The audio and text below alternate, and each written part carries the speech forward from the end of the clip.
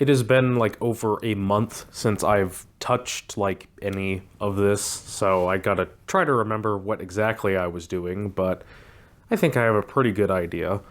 In part one, we took a look at this, the AT&T Globalyst 630. It's a Pentium 100 computer, and it has some amount of RAM, I forgot, and it has some other stuff. I have the original keyboard, I have the horrifically dirty mouse. Yeah, go watch the first part because frankly, I don't remember a lot of it. And it is in a semi-disassembled state at the moment. We still have the expansion cards and stuff taken out of it. I think for this part, we're going to clean up and restore probably both the mouse and the computer itself, and just kind of get it in a usable state. The main things I definitely want to look at still are the floppy and the optical drive, because those I'm sure are very, very dirty, and I really don't trust putting especially a floppy disk in the drive without, kind of making sure everything's okay. And the CD drive, it's probably dirty enough that it might not work, so yeah, those definitely both need to be looked at. I did, however, discover one more thing about this computer, and it's very, very annoying. I read up on this as I was editing the last part, so it's been a little while, so I'm trying to recollect this information that I gathered in my memory. So this computer on its motherboard has a built-in IDE controller, which by the Pentium era was pretty standard. It wasn't like the 486 era where everything was still kind of relying on external controller cards. By this point, everything was mostly integrated. This has an early enhanced IDE controller, the CMD 640. The exact model number I'll put up on screen and show you some footage of the chip on the motherboard. Now, the CMD 640 sucks. Like, a lot. It's really bad. Like, really, really bad. It's not that it doesn't function or that it has, like, weird compatibility issues or something. No, it just has horrific data corruption issues. That's what I want on my IDE controller. Oh yeah, it's also the floppy controller as well. I don't know if it's the floppy controller for this system, considering I've looked at the chipset that's on here, and that might also have a built-in floppy controller. I don't think I ever actually came to a conclusion. If it does, it might. So this might have two floppy controllers. I don't know which one would be wired up, but just for the sake of argument, we're gonna assume the CMD chip is also controlling the floppy. So there's a bunch of issues with this controller, with the data corruption issues. Apparently it was a very poorly implemented enhanced IDE solution, because this was right at the time where everyone kind of wanted to start improving IDE, DOS, and the average user didn't really need a whole lot of fast disk access. And if you wanted fast disk access, go buy a SCSI card. This was very early days of trying to improve IDE. In improving it, CMD made it way, way worse. Supposedly, from what I've read, if you're using DOS, you're probably not that likely to run into the issues. I don't know if I trust that, but okay. It seems like the issue was more of like a Windows NT 3, OS 2, and kind of Unix more issue. I don't know. Also, apparently Windows 95, and I assume later versions of Windows, apparently they come pre-patched to avoid the issues of the CMD 640, which apparently reduces its speed, but, it makes it so it doesn't corrupt your data, which I think is a fair trade-off. I didn't really plan on putting Windows 95 on here. I might try it at some point. I already have a 95 machine. It's an AMD K6 200. I don't really need another one. I kind of wanted to keep this like a DOS Windows 3.1 kind of machine. And apparently there are ways to sort of fix it in DOS with patches and whatnot. I don't want to have to deal with that. I really don't. Also, apparently, depending on how it was wired up on the motherboard, because apparently a lot of manufacturers wired it up wrong, which I don't know if that was on their part or if CMD provided them with bad documentation. Something tells me the latter, but I could see it being the former but knowing how kind of janky some things were at this time in the PC industry, I could also believe it was just the former. If it has simultaneous floppy drive and IDE access, it can just get a little confused and accidentally send a little bit of the wrong data to the wrong device at the wrong time. Yes, it will actually just flip some bits between the two. Apparently, from what I've read and my understanding of it, I am, after all, an idiot, and I don't know how to read technical documentation very well at all, but from the breakdowns and whatnot I've seen, apparently that just happens if they get accessed at the same time. And apparently that's dependent on how it was wired up on the motherboard. Do you see how insanely bad and just broken and a mess this controller is? Yeah, so I want to avoid this thing like the plague, but obviously I don't want to just not use this computer. This thing's cool. We can't let just a bad IDE controller keep us down. So there's a couple things that we could do here. One of them would be getting a multi-IO card. I have a couple of them, they're the old ISA ones that you typically use for, a 386, a 486, that has IDE, a floppy controller on it, but it also has a bunch of other stuff that I don't want. It has, gonna have serial, parallel, maybe game port, extra stuff that I don't need and I don't care about because it's already got a lot of that built into the computer and I'd rather use the built-in stuff. And documentation on a lot of those cards can be kind of hard to figure out. The jumpers aren't always labeled the best to learn how to disable the extra ports and whatnot. It would be just a lot of trial and error. Also, it's also just 16-bit ISA, so that's going to be pretty slow for disk access, which, granted, I don't care that much about, but it would be nice to have it not be super slow. So that's option one. Option two would be getting a SCSI controller, and I actually do already have some SCSI controllers. Like, here's an Adaptec one I've had for years, and it's in a bag because it has the driver disc with it, so that's very convenient. A big problem with SCSI, for me at least, is I have no SCSI devices. I have like 2 controller cards, but that's it. I don't have, that's a lie. Actually, I do think I have one SCSI hard drive. It is like, it's like a full height. It's like a full height drive, and I think it's out of a DEC machine. It's some weird thing. It's probably not actually that big. It's probably less than 100 megabytes. Not useful at all for this, and who knows if it even works. And it also doesn't solve the issue that the CD-ROM is IDE, and that is going to be going over the CMD controller. I would like the CD drive to function correctly without worrying about data corruption, so that doesn't really solve it there. I don't have any SCSI CD-ROM drives. So if I did go down the SCSI route, I'd have to get a SCSI CD-ROM drive, and I'd have to get either a SCSI hard drive, which are old and unreliable, so I wouldn't do that. So I'd have to get something like a blue SCSI, which is like 30 to 40 bucks, which, yeah, I'm not opposed to getting one at some point. Just, I don't want to dump that much money into this computer right now.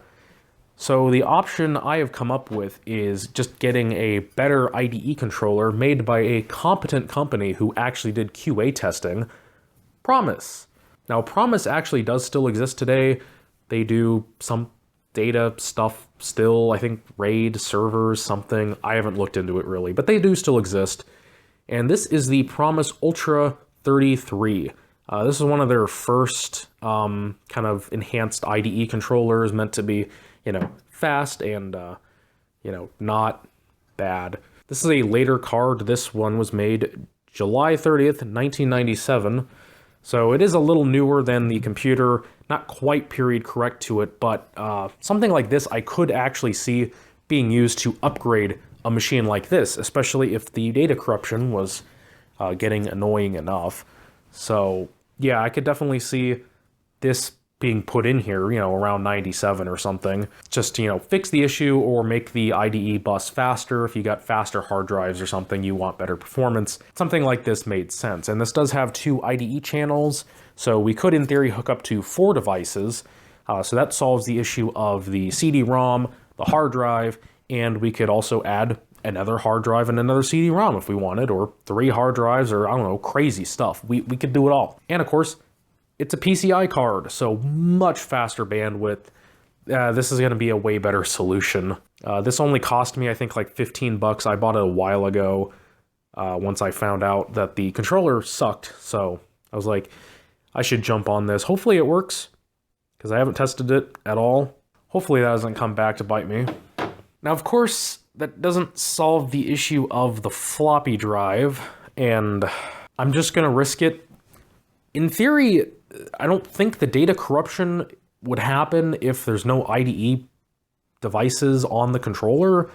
If it's just functioning as a floppy controller, even if that even is what's wired up to. It could be wired up to the built-in chipset, but even if it is through the CMD controller, I don't care. It's the floppy. I'm not going to use it that much, and I'm not even using any of the IDE devices on the controller anyways, and everything should be good. Also, supposedly this thing doesn't need drivers for DOS and whatnot. I don't know how that works. I'm assuming it patches the BIOS or something like that. So again, I don't know. I've never used an external IDE controller before that wasn't like an ISA one that for a motherboard that doesn't have any ports. So this is all kind of new to me. But before we get into any of that, I think we should address the drives first, make sure those are in good condition, and then we can mess around with the IDE and then get everything cleaned up and test it out a little further than we did last time, which was just booting into the BIOS.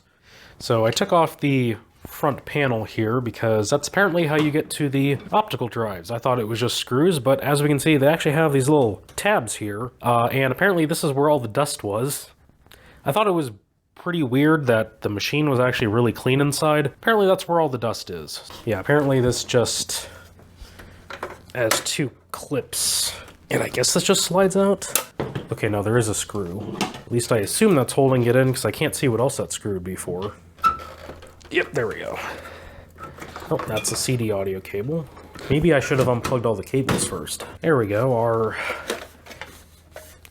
drive caddy. So I'm inside at my desk doing this because it's freezing cold in the garage and it's really windy, so the audio would suck. So I think we're going to start with the floppy drive first. So Panasonic floppy drive, apparently assembled in the Philippines. And I've actually never really worked on that many floppy drives, to be honest. I can't imagine it's that difficult. I mean, I've taken a couple apart to clean them. It's just not something I've had to do a lot. Probably should do it more, to be honest. Yeah, there's probably a few of my drives that could use some more lubrication. I think this just clips off then. Yep, well that's easy. And it's really not that dirty inside, to be honest. There's a little thing of dust hanging out up here, but cleaning this up, cleaning the heads and re-lubricating it certainly isn't a bad idea. Yeah, I was actually expecting this to be a lot worse. The front panel is pretty bad. So I'm going to take that off and probably go wash it up on the sink or something. You can actually see here, there's actually 2 screws here that's holding the front panel on. Usually these are just clipped on. And to be honest, the clips kind of suck, but this actually screwed it in. Yeah, and that just slides right off. Yeah, that is a way better design than most floppy drives I'm used to seeing. But yeah, that's pretty dirty. Gonna go wash that up in the sink. We gotta take that button off. Look how grimy this button is. Oh, I see. That, I almost would have broken it. It's actually clipped into the back part here. So I actually have to pry this up. Why am I using a paper clip when I could use a screwdriver? That's an excellent question. Never seen it done this way before, but there we go. And I don't think I broke the plastic at all, so that's good. It is very thin and fragile. Yeah, the button does say 1.44 on it, so that's convenient in case I ever forgot the size of a floppy disk. I'm assuming Panasonic also made 2.88 meg versions, because, I mean, why else would you write it on there? I'm just assuming they did. Now that I'm looking in here, there definitely is a little bit more dust, but really not anything, you know, unreasonable. I'm kind of confused what this part is, this, like, clear part that I've never seen this on a floppy drive, and I'm not really sure what that is. There we go. I think that's definitely disassembled enough to clean this up. The heads are touching. Probably not the greatest thing for them, but I'll just be super careful with that. So yeah, spindle motor seems very smooth.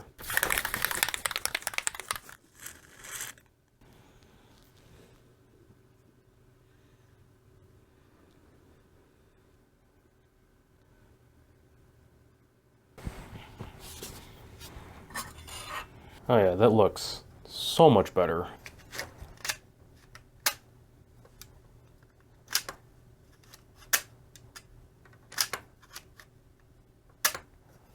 Oh yeah.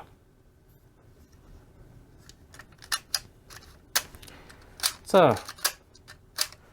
reasonably smooth. Oh, that should be good enough. This is what I'm fearing the most. CD drives are a lot more finicky than a floppy drive, and this one, yeah, this thing is chock full of dust. Like, even the headphone jack is got stuff in it. Like, oh geez. I think what happened with this is that because the case doesn't have the greatest airflow, I think, especially from like the power supply, as that was sucking air, it was sucking air through the CD drive. Because, yeah, it has the front panel intake as well, but it's still not that open, so yeah, it doesn't really surprise me that this happened. Made July 1995, and I actually looked this up. I found an external one of this that was in like an external caddy, but it had the same model number, just with an extra little add-on to it. And this said it was a 4-speed CD drive, so that makes sense. I believe that. That's pretty typical drive speed for that time. Alright, that's off. Should have a little thermal pad here for one of the, what is that for? That's for this funky chip. I've never seen a chip that looks like this. What the heck is this? Yeah, I have no clue what that is. I'm assuming this is just an IC, but it has like sort of heat spreader built into it. Like, I have no clue what that is. Yeah, like, look at that. It's just got a metal piece in the middle of it. I'm guessing that's a heat spreader or something. Yeah, that is not super willing to come off. Oh, yeah, it's also not going to come off because I didn't eject the drive. That would help. There we go. What the heck is this loop? I've never seen a CD tray loop like that. What is that? What am I getting myself into? That's off. You can take the front plate off. All very dirty. Oh, that one is... wants a bigger screw. It's gotta work, right? Nope, that's too big. Nope, this one just wants to strip. Well, that's a bummer. JIS and Phillips don't want to work. And it is just... that thing is just stuck in there. Like, what the heck? Why is it always the last one? I hate Phillips so much. Everything should be Torx. That's, not what I expected to get filtered on, but I had to Dremel a slot into the screw so I could get it out with a flathead. I think I got the metal shavings off well enough. Oh, that's pretty clean in there, actually. Yeah, that's actually not that bad. Well, a quick cleaning to the laser can't hurt. I don't want to go through all that again, so might as well just give it a super gentle rub with alcohol. Get a little bit of that grease on the rails and whatnot. Get a little bit on this track.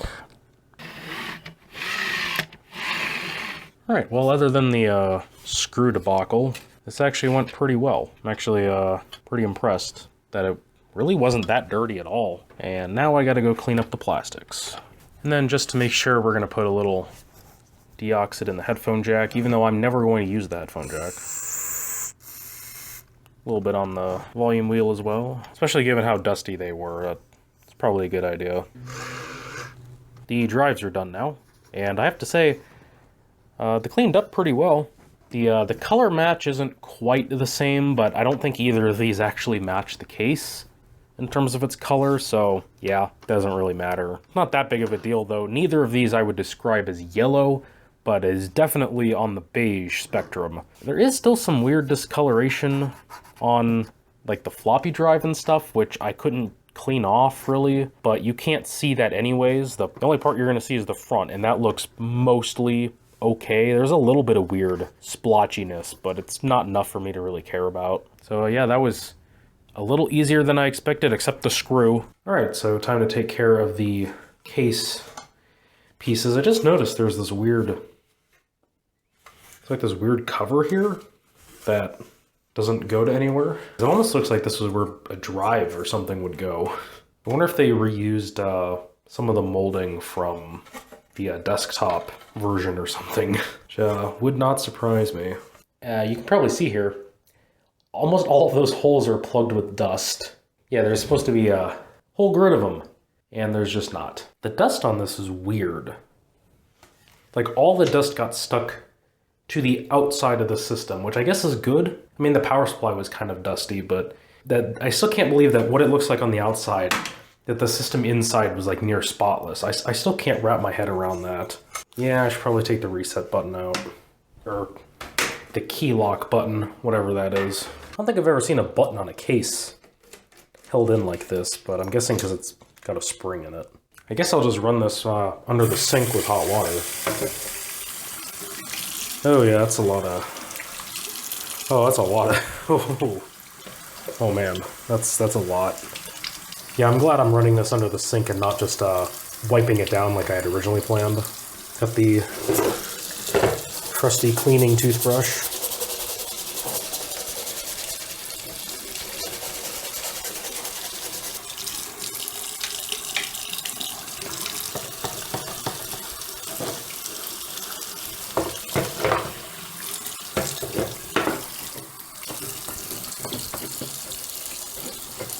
Oh cool, I don't even need a magic eraser for those.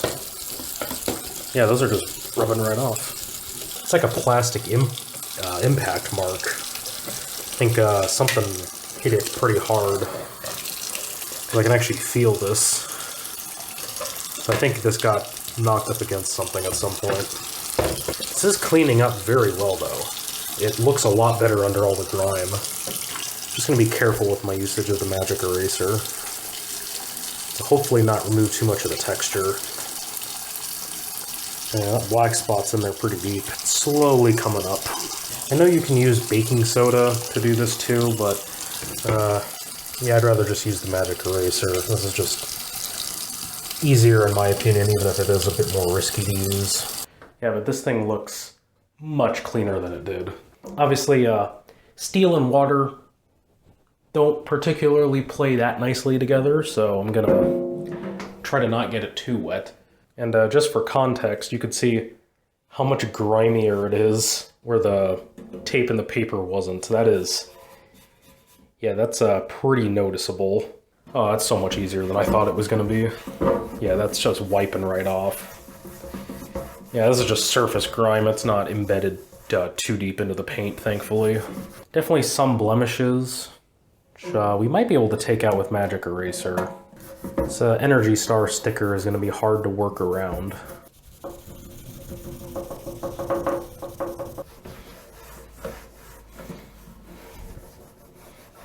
Let's get all this dust off. Ugh. Yeah, at least it's crumbly. It's not the really sticky kind of dust. Probably would be wise to take the fan out.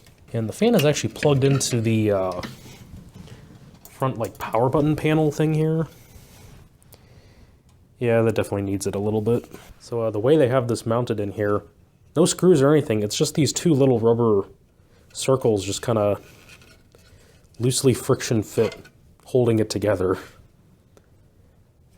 Yeah, it seems like a design idea I'd come up with. And this fan bracket also acts sort of as the like really long card support. If you have like really long like ISA or PCI cards, you can kind of slide it in there and give it a little bit extra support.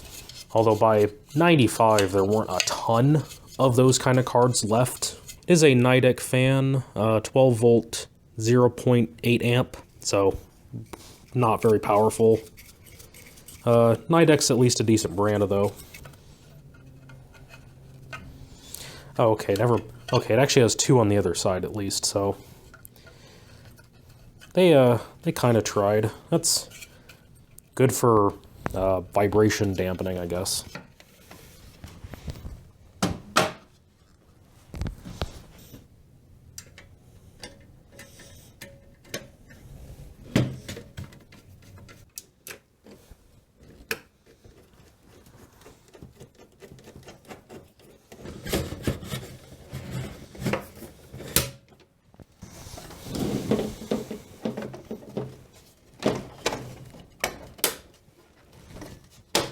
Yeah, now that's looking pretty nice. You can especially see it on the top how dirty this little top ridge still is.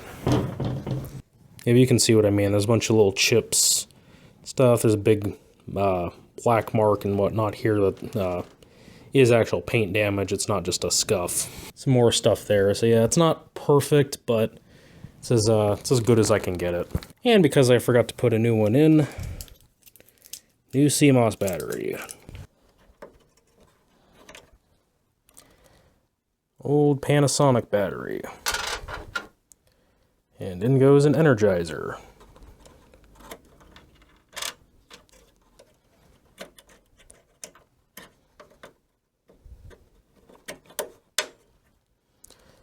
There we go. And I'm just going to be testing out really quick the drives and whatnot, and I want to see if I can get the operating system to boot off the hard drive. I haven't put in the new Promise controller or anything. We're just going to try the built-in IDE for now, since that's what this will be configured for. And I went ahead and threw the sound card back in just so we can hear any sounds that play. Presumably the 98 startup sound, if that's what's still on this. Well, it still turns on. That's good. Wow, you can't see that at all. Guess I might as well set the date and time, since, well, the battery's good. Well, the BIOS accepts a post-Y2K year, so I'm beginning to think that that Y2K card is a bit redundant, but maybe it doesn't actually apply properly or something. I'll give them the benefit of the doubt. Maybe it still needs it. Okay, so it detected the hard drive. I think 32-bit I/O is one of the problem settings for the controller, so I guess that's good that that's disabled. That is the weirdest floppy seek I've ever heard. That is so weird. There we go. Good old ScanDisk. We know someone didn't turn it off correctly last time. Oh, wow. I don't know if you can see this. It doesn't show up very well on camera, but that is a very... Yeah, it's not really showing up very well on the camera, but that is a very dark shade of orange for a hard drive light. I've never seen one that dark. It's like, you know, when the moon is like really dark and like blood orange, it kind of looks like that almost. It's very interesting looking. I will say the hard drive sounds are very nice, despite the bearings being very loud. Windows 98 user selection thing, which is a very kind of never used thing that most people never used. Weirdly enough, I've only ever seen this used on first edition systems. I'm pretty sure it's in second edition, but I've only ever seen 2 first edition installs. I'm assuming this is first edition. If this is first edition, then both first edition installs I've ever seen have had someone using this. I don't know why, but apparently we got a Bill here. I'm gonna blur out his last name, because I'm not gonna dox the guy. Oh, it actually needs a password. I'm pretty sure I can just hit cancel. It's not password. Is it Bill? No. Just hit cancel anyways. Who cares? Well, it shows up as 2023 in the thing, so I think that card was useless. Nice, the sound works. I really should have plugged a mouse in, and apparently this guy needs to clean his Hewlett-Packard DeskJet printer. And apparently this guy needs to clean his HP DeskJet printer. Yeah, that's probably about 15 plus 20 years out of date. Yeah, this thing is the accurate Windows 98 experience. It is extremely slow. You have to remember, this is Windows 98 running on a Pentium 100, which in and of itself wouldn't necessarily be that terribly slow, but it also has 16 megabytes of RAM, which is the bare minimum for 98. Now, the system's not totally locked up. Numlock works, but yeah, it is just... Well, it responds to Windows key. So why is it not... the font is bigger than normal. I think this has the large font set.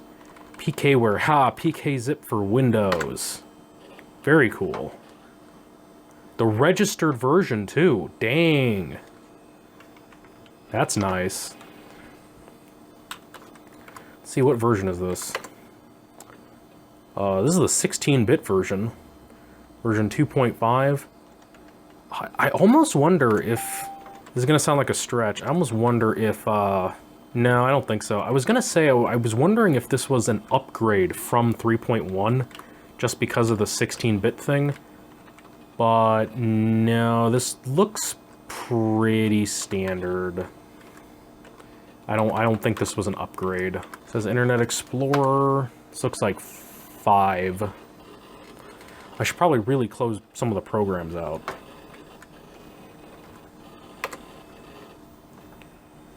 Dial-up.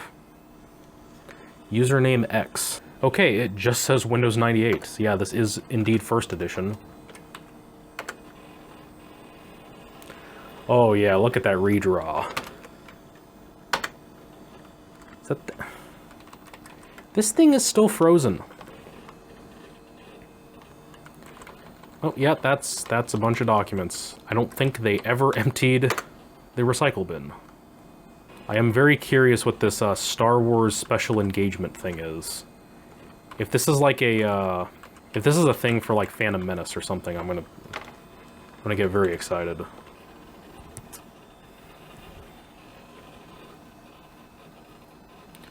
Oh yeah.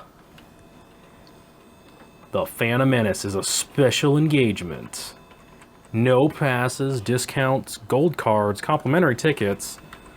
What the heck? I wanted to see Phantom Menace for free. Oh, that's super cool. Alright, I want to see what this Box Pro thing is, and then I think we'll get on to putting the card in and probably cleaning up the mouse and whatnot. Sensible Cinema Software, Box Office Professional 2K. So this is from about 2000. Oh, copyright 2001, Gary R. Gordon. Not quite what I expected it, honestly. Network interface, terminal, what? Oh, I just now looked at what this actually is. Ticketing terminals. So you could hook up 4 terminals over serial, I presume. Although this only has 2 serial ports, so I guess they probably were only using 2.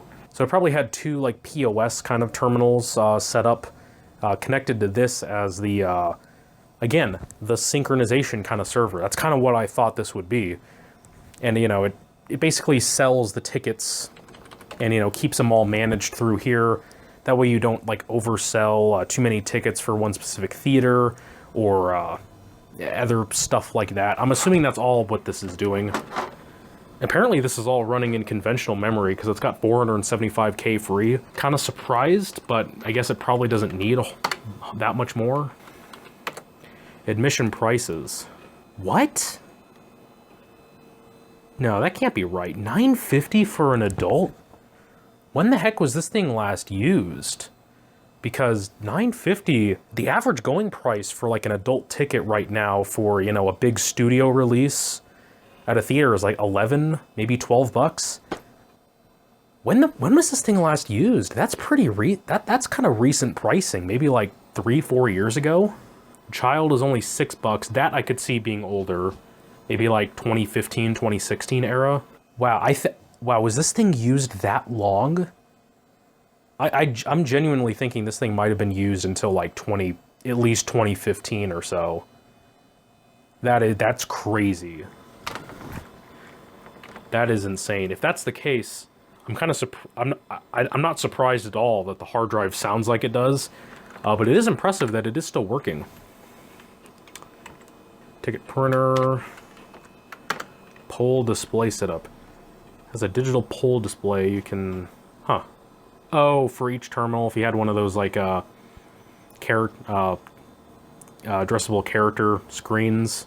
Wow. I was not expecting to find that information. Happens if we initialize.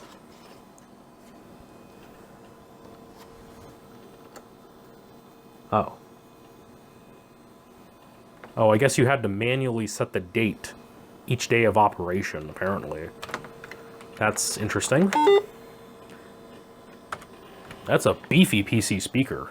Well, this has been fun and all to kind of look around at, but we'll get to installing the IDE controller and cleaning up the mouse and stuff. All right, let's get this nasty thing opened up. Should be pretty simple. Mice usually aren't too hard to take apart. Again, this is just such a light mouse ball.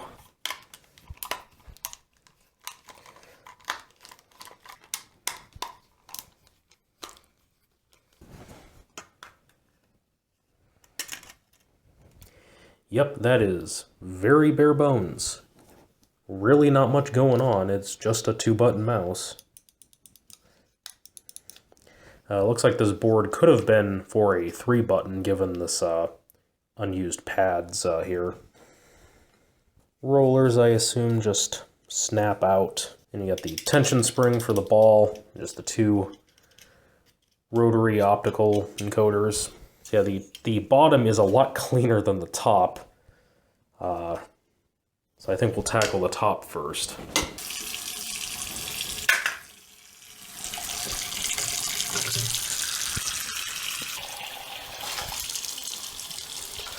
Oh, you can actually see the dust. The dirt is just actually coming right off of it, just with the water flow.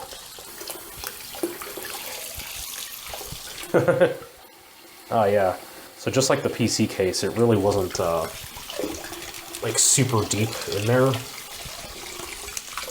Oh, that was easy. Oh yeah, that was really easy. That thing's cleaned already.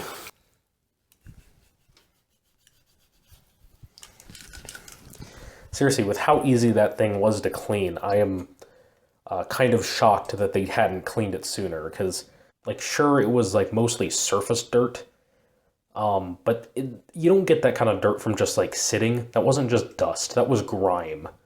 Nobody thought to clean this at all in, like, who knows how many years. That's kind of disgusting to think about. Do I... No, I don't want to get water in the spring and stuff. I'll just wipe it down. Not really a noticeable improvement that much, but it wasn't that dirty to begin with.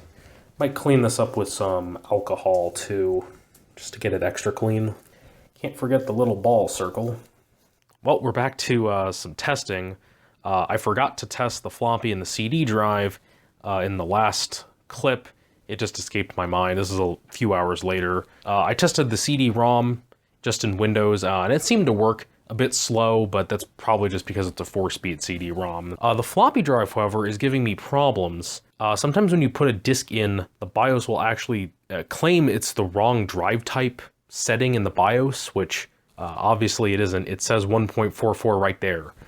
So that's not the issue. It won't boot off of it, but Windows, weirdly enough, can actually read the file list. It can read what files are on the drive, but it refuses to actually load any of them, and the drive just sounds super weird and off. So there's something wrong with it, so we need to take a look at this. So I just have the drive set up here with the top off.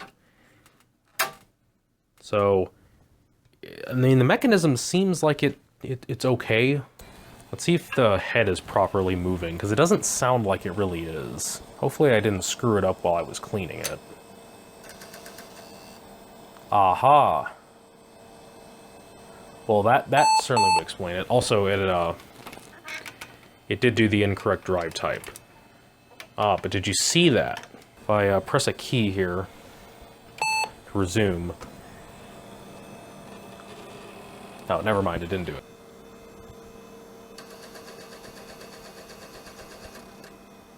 Yeah, the drive head isn't moving at all. It's just, the worm gear is spinning like crazy, but yeah, it is not moving the head at all. So I need to look into that. I wonder if the head is just like seized or something, like in place. I'm gonna take the disc out so it's not. Pop the disc out and just try to move the head myself, in case it's just like whoa. Yeah, there was a lot of resistance there. I think the head was just gummed up. In fact, now that I think about it, I don't remember if I actually really placed any lube on the rails or not. Oh, also, ScanDisk is not happy at all.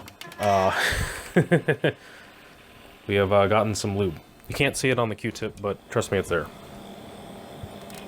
totally just doing this while the system is on. I'm sure that is 100% okay. No issues with that whatsoever. Let's see if that fixes itself. I think it was just gummed up, and it was getting stuck in the worm gear didn't have enough torque to actually move the head, and it just was kind of skipping. Hopefully that didn't damage the mechanism at all. Oh, that didn't look very good. There's a lot of black coming off the worm gear, which I think might be plastic that is worn down.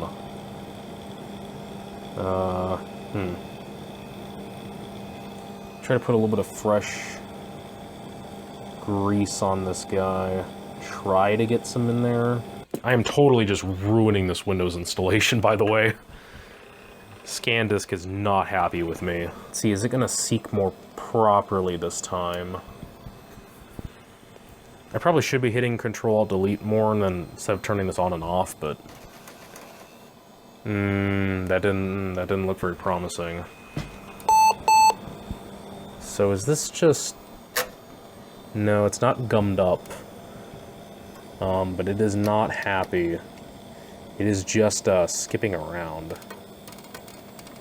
There's a screw right back here that looks like it could adjust, maybe add a little bit more tension. I wonder if I adjust that, if that'll help it. No, that already seems pretty tight. See if that somehow changed anything. Yeah, but I think what happened is, there's probably, yeah, I think years of probably being in this, like, semi-broken state has kind of ruined it, unfortunately. I tried.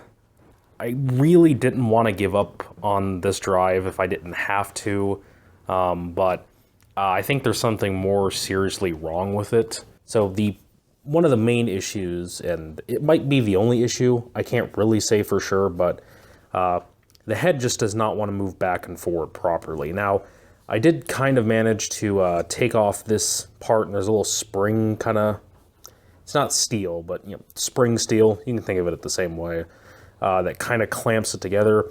I was able to bend that to give it more pressure, re-lubricate the worm drive, worm gear thing here, and it did get it to move most of the time correctly, but it's still like partially worn out, and I'm not exactly sure what I could do to improve that. Under here, there's a little metal, like kind of a stick almost that kind of rides in the groove, and I don't know if that's maybe worn down a little bit.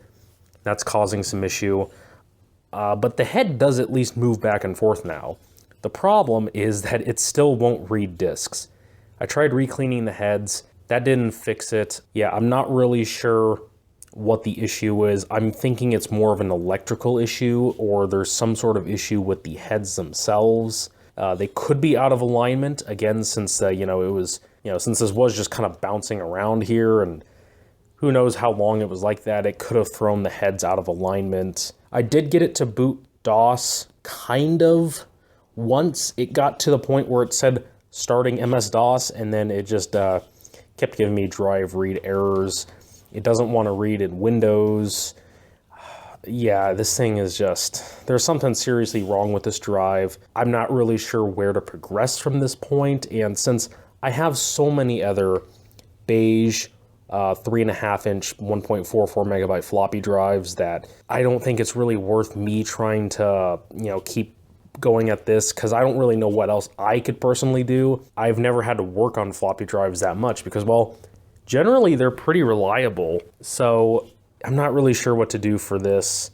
If anyone has any suggestions on things I could try, that'd be great, but I think I should just go with a different floppy drive for the time being. So I just grabbed a random one off my shelf, which is a suspiciously clean-looking Samsung drive. Now, this drive is probably a lot newer. I don't think this is new old stock. I just think it was very lightly used. It has a pretty pristine looking front panel. That is about as perfect white as you could hope for on one of these things. So yeah, this is a Samsung drive. There's the model number if you care. This is probably a drive more from the late 90s, maybe even early 2000s. But, you know, if it works, it works, and I have actually tested this already, and it works perfectly. The mechanism is super tight and responsive feeling. Oh yeah, that feels great. And I've never actually seen this really on a lot of floppy drives, but it actually has a decent amount of the pins missing, and that's because on the standard 34-pin floppy interface, almost half the pins are just ground, so you actually really don't need that many pins. It's kind of weird that they chose to use such a big interface, but I guess they felt, yeah, let's just throw as many ground pins at it as we can. But yeah, those aren't really all necessary, so I guess they just decided to cost cut a little bit, and who can blame them? Also, it is suspiciously curved. I think this got dented, or something heavy got sat on this at some point. I don't care, it works fine. It's clearly not affecting it at all, so I'm not going to worry about it. But yeah, we're just going to use this. Shame about the Panasonic or whatever the heck this was. All right, so we need to go ahead and get the cards back in. I'm not going to put this thing back in, the Y2K flash card. The BIOS seems to support Y2K perfectly fine, so I don't know why this was in there. I'm guessing it was just like a precautionary thing. This is just pointless. This is just going to take up a slot for no reason. Not that I need all of the ISA slots, but who knows what kind of weird incompatibilities or something this could cause. I mean, it's directly overriding part of the BIOS, because I mean, that's presumably how this thing works, is just overwrites the part of the BIOS that's responsible for the real-time clock. So yeah, I'd rather not use this, especially since the system just does not need it. So it's an interesting oddity, but completely pointless for this system. I will be putting the modem that was in here back in. Do we remove the plastic? I mean, the plastic is original, but it's all torn up. It looks kind of ugly. Let's take it off. I mean, it's just the PCI bracket of a random 8-bit ISA modem. It is not special in any way.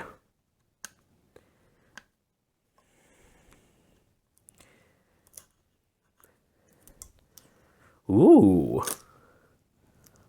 Wow. That is really shiny. Wow, this thing's got like the primo mirror finish. Look at that. That's just straight up a mirror. You can just see me in it. What? Why go through all that effort for a modem bracket? That just seems unnecessary to me, but okay. I forget which side the modem was plugged into. I think it was this side. So there's only one empty bracket over here anyways, so I assume that's probably where this was. And yeah, these cards are on this side are held in with these little metal tabs, because you can't really get a screwdriver in the other way. It's an interesting solution. I think it just slots in that way, and yeah, that's just how it goes. I think it's worth noting that on this case, it uses the really fine thread screws on like everything. I forget what this thread is called. The standard threading for PC cases is like M3, I think. So maybe these are M5. I forget what it is. I just eyeball it and like, yeah, that's the right thread.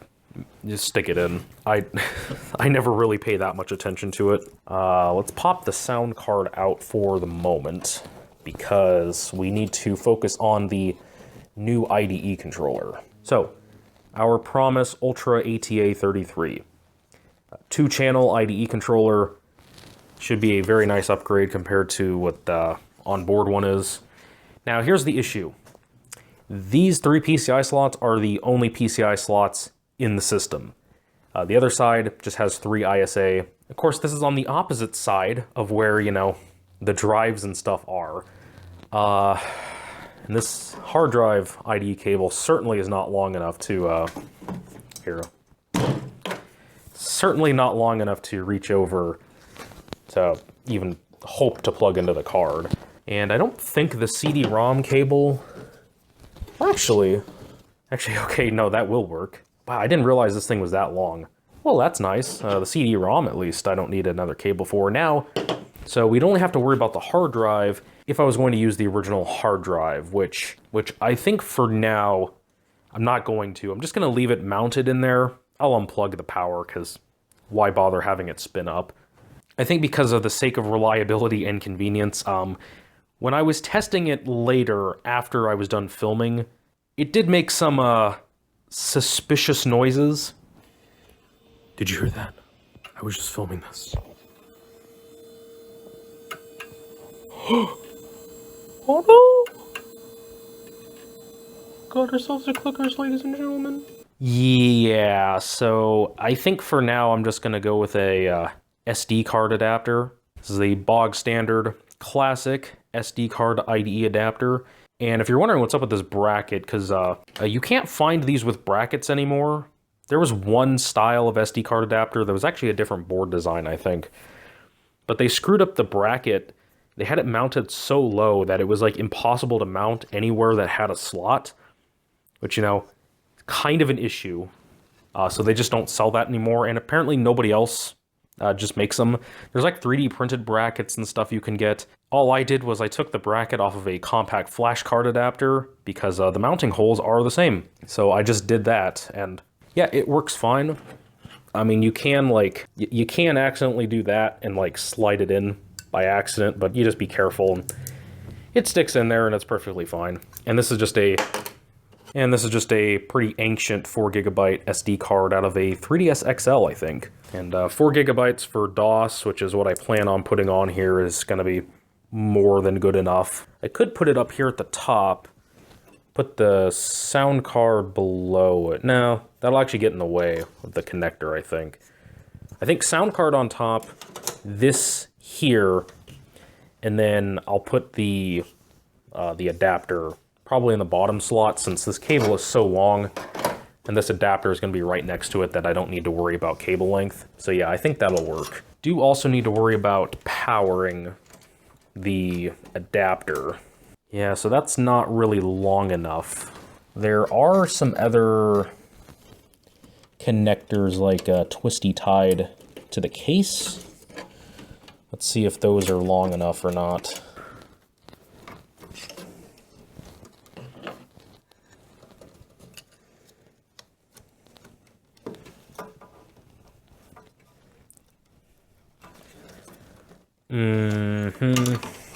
Yeah.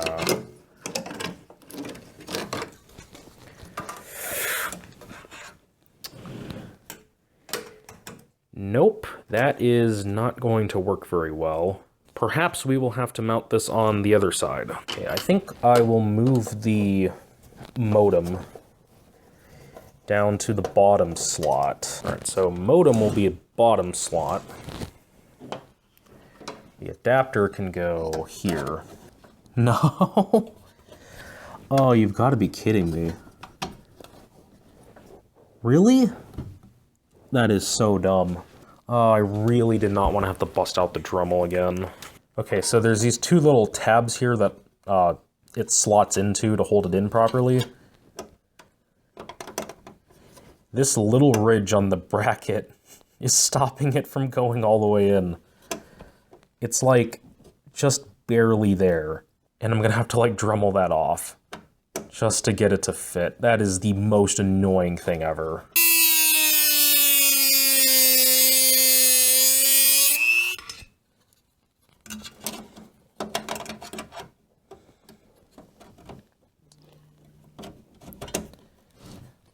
Ah, there we go. Very annoying detour. And that can fold down flat enough that, yeah, that's not going to interfere with the top of the case at all. That's good. Just going to steal the hard drive cable. That'll be able to reach the controller just fine. So I think I'll go here. It'd help if I took the bracket off.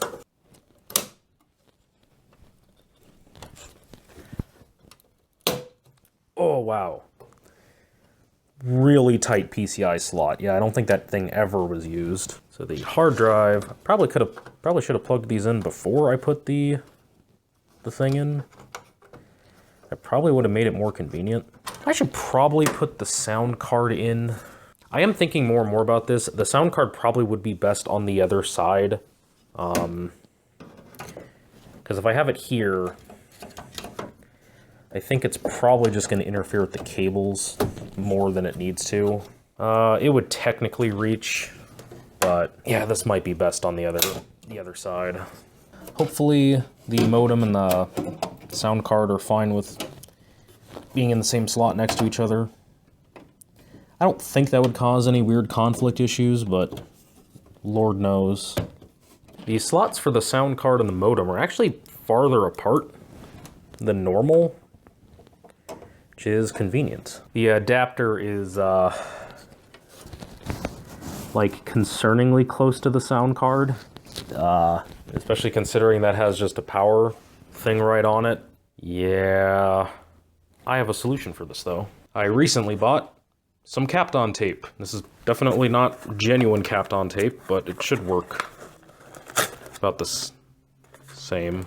It's not particularly wide. These are different sizes, supposedly.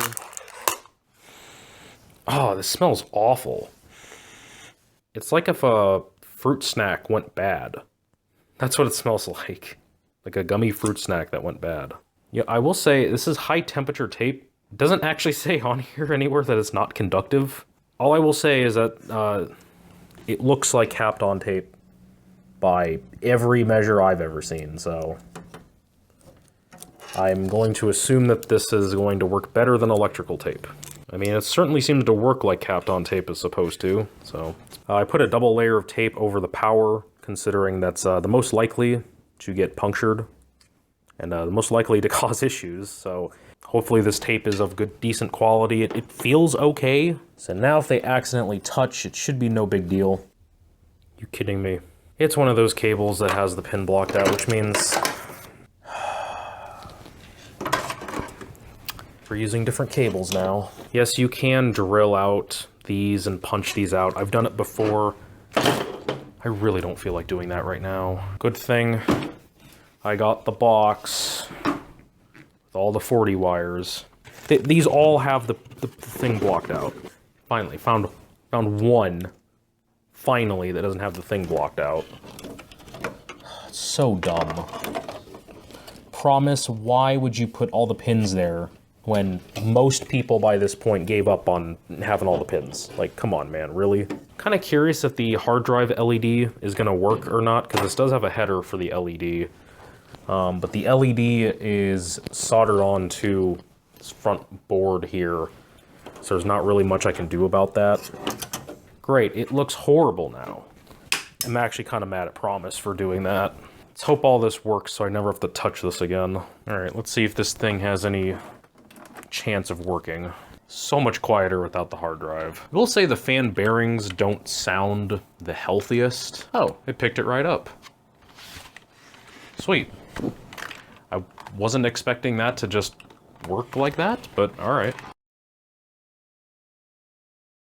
Okay, so I'm just like a gigantic, massive idiot, and I don't know why it took me so long to realize that this was the issue.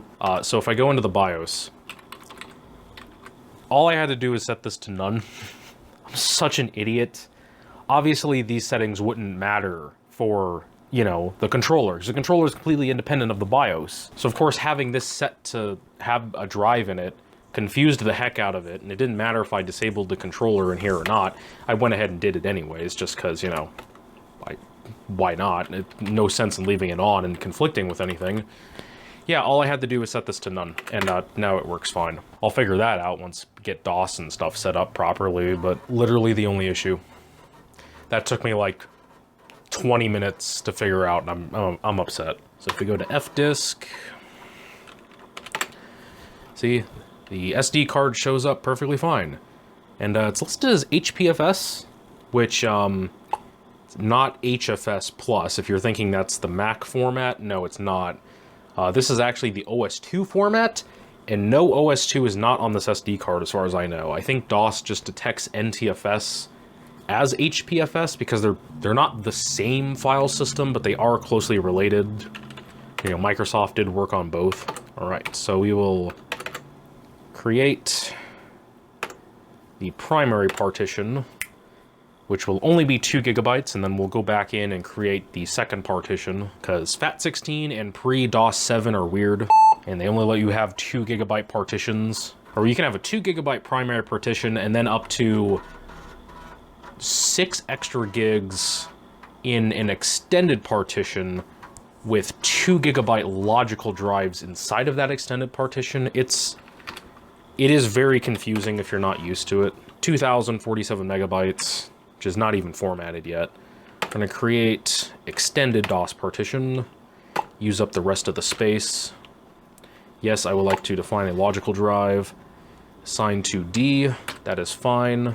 So now if we display, the entire drive is taken up. We have D as the logical drive. Now I can exit out, system will restart once again, and then I can format both drives.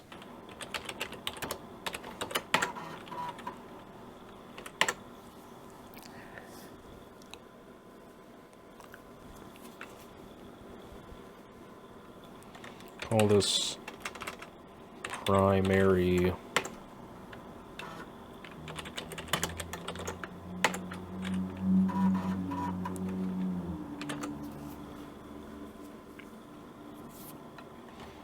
extended. And just so you know, we are using cool disks. That is so relieving to see. Also, I can confirm the hard drive LED does not work on the case, so it's unfortunate, but there's not much I could really do about that. Seems to work totally fine, so that's so relieving. So I read the manual for the IDE controller before I got it. I'm not sure how I read the section that said, it is recommended to install the CD-ROM drive on a different controller. I'm not sure how I interpreted that as this supporting CD drives. Maybe in certain circumstances you can get this to work with CD drives, but I just couldn't. I tried different CD drivers and DOS, none of them worked. So what I've done is I've actually just re-enabled the secondary IDE controller, which is the one that's labeled ISA. You can kind of see it in here. See, that one's labeled as ISA. Now, I know that the CMD controller is supposed to be a PCI IDE controller, because that's the whole point of it, was that it was supposed to be, you know, faster. On the board, there are 2 IDE channels. The one that the hard drive was plugged into was labeled PCI. The one the CD drive was originally plugged into was labeled ISA. Now, I know that I mentioned earlier, I don't know if it was in this video or if it was in part 1, but I've looked into this VLSI chipset, and I don't know if it has a built-in IDE controller. I wasn't able to necessarily figure that out. I tried looking at the part numbers for all these chips. I couldn't really find a whole lot.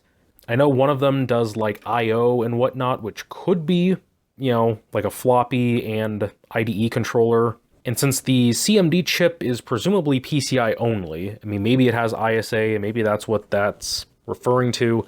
It'd be kind of weird that one chip would be hooked up using 2 different bus standards. Doesn't really seem likely. So I think that ISA controller is probably running off the chipset, which means that running the CD drive off of it is probably fine.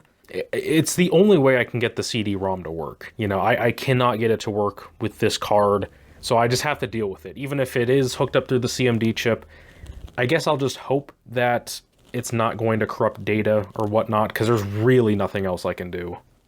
Everything is working now. I just used the Phil's Computer Lab DOS starter pack because it's convenient, and I'm lazy. I don't want to have to set up the CD driver every time myself, and it installs like Cute Mouse and whatnot, so it's just convenient. I have also installed the Sound Blaster drivers. I just used random Sound Blaster 16 drivers, and they seem to work fine for the Vibra 16. 16-bit testing. Yeah, so sound card works perfectly fine. I don't actually know if the mouse works because I haven't plugged that in. Maybe I should test that. That might be a wise idea. I plugged in the mouse, and I've also got the original keyboard, the actual AT&T keyboard. I went ahead and taped over the foot that is just turning to goo, just to probably tape over the rest of the feet and actually replace the feet or do something with them at some point. But yeah, just for now, that's my temporary solution. It even tells you the mouse is initialized. That's nice. Installed at PS2 port, so it did detect it correctly. Hey, I don't have a mouse pad to put it on, but that is indeed working. All the directions seem to work. Left click works. I clicked right.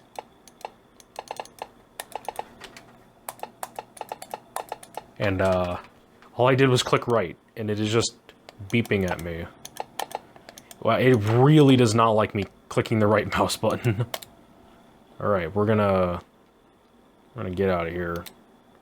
I thought part 2 was gonna be less rambly and a little bit more focused. I don't think that happened. This part is probably longer than part 1, but hopefully you guys enjoyed it. We have DOS set up and working. The machine is working. I'll put the cover on at the very end so you can see it all put back together to, you know, have that restored look for you. There is going to be a part 3, which is basically just going to be benchmarking it, kind of seeing what the system is capable of. I mean, I have a general idea of what it's going to perform like, but that part shouldn't be too long, and then I can finally move on to other projects, because I do love this machine. I've loved working on it, but I would like to move on to something else. And you'll probably be seeing this computer a lot more in the future as well, aside from just these initial parts. Just, again, I would like to move on. But yeah, I hope you guys have enjoyed the series so far. Stick around for the part 3 if you want. Well, see you guys in part 3.